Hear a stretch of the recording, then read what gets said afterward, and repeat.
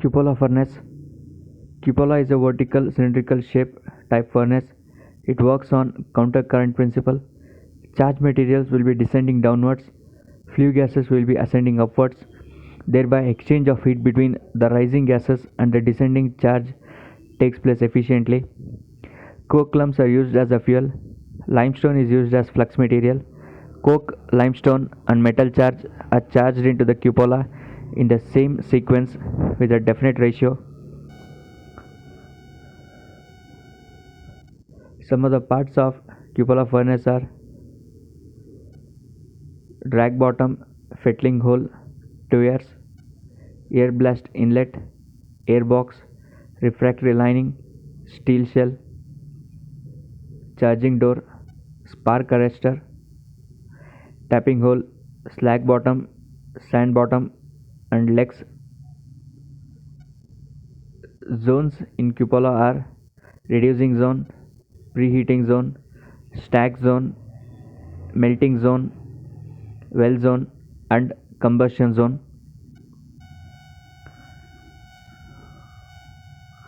Constructional features. It consists of a cylindrical steel shell of large height to diameter ratio supported on legs at the bottom.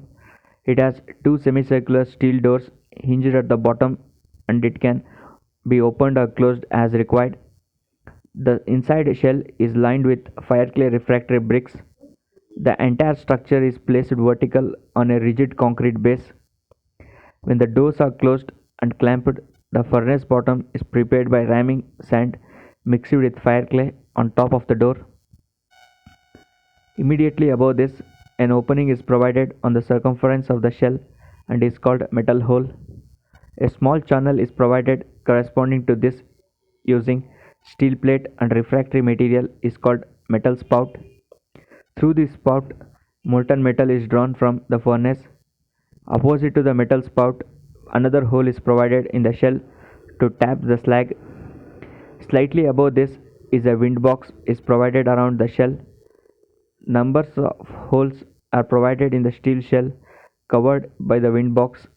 These are called tuyeres. The wind box is connected to a blower through which the air is made to enter.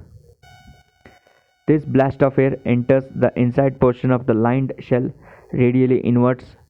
Far above the wind box, a charging platform is provided to facilitate storing of charges and movement of operators. Close to the platform, a charging door is provided with a hood or spark arrestor to facilitate easy operation and reduce the projection of furnace above the ground. A pit of 3 to 4 feet is dug below the ground to house the furnace. The height of the coke inside the cupola from bottom and up to the wind box is referred to as coke bed height. Working principle. Starting the cupola. Before starting the cupola, the bottom doors are closed and locked. On this door, sand bed is prepared and the metal spout is closed with a clay slug. Burning wood splinters are dropped from the door of the furnace. Slowly wood pieces starts burning and some more wooden pieces are dropped.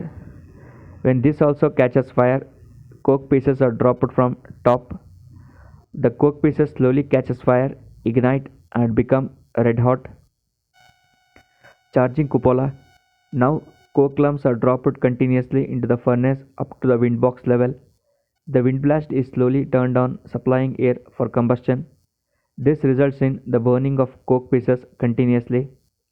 Now alternate layers of coke, flux, limestone and metal iron charges are dumped inside the furnace till the inside portion of the furnace is filled up to the charging door.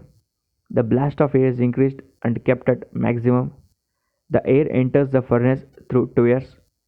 Coke not only acts as fuel but also acts as burden until melting occurs.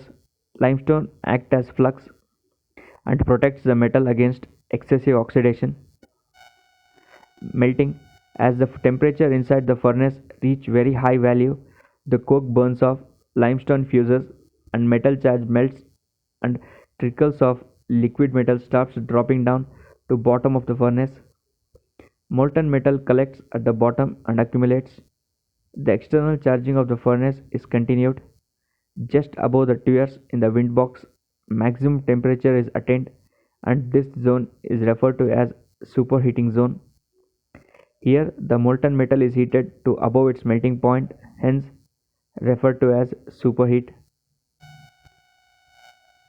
Above this zone, the actual melting of metal takes place. This zone is called melting zone. This zone is approximately 2 times that of superheat zone. Above this zone and up to the charging door is the preheating zone.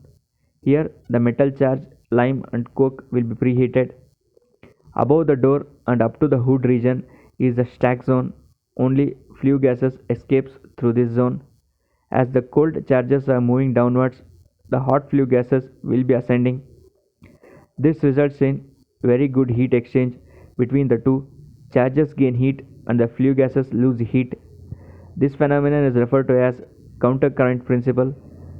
The charging of cupola is continued and the molten metal gets accumulated, and the slag formed also accumulates above the molten metal due to density difference. Tapping slag and molten metal. The slag door is kept open always, and when the slag level inside the furnace reaches the slag spout, slag starts coming out continuously. This is an indication that the molten metal is ready for tapping. This should happen at around 15 minutes after full blast of air to the furnace. The bottom green color of slag also suggests that the molten metal quality is good. Now the metal spout is opened and molten metal is tapped into the ladle and collected.